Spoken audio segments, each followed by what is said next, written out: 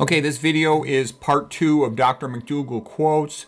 These quotes are from the book. They're not in the same order as the book, but they're from the book John McDougall, the Doctor Who Fought for You, written by me, Pete Rogers. Okay, Dr. McDougall quote. The best way to prevent or reverse atherosclerosis is to reduce the amount of fat in the diet. Now that's a very important statement because there's all kinds of people on the internet trying to say cholesterol doesn't matter, sat fat's okay. All that stuff's a bunch of nonsense.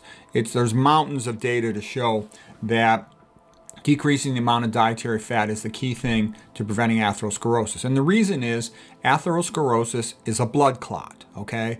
That's been shown by the pathologists looking at it under a microscope. The two most famous pathologists who looked at atherosclerosis under a microscope are Gregory Sloop, and he's the author of the book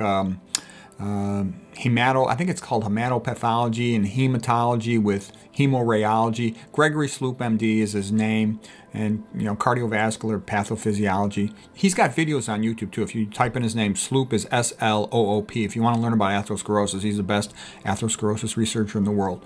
The other guy is William Roberts. William Roberts also has a YouTube channel with videos about atherosclerosis. He's also a pathologist. He specifically is a cardiac pathologist. He wrote the best paper ever about coronary artery disease, and he did an autopsy on about 2,000 patients that died of coronary artery atherosclerosis.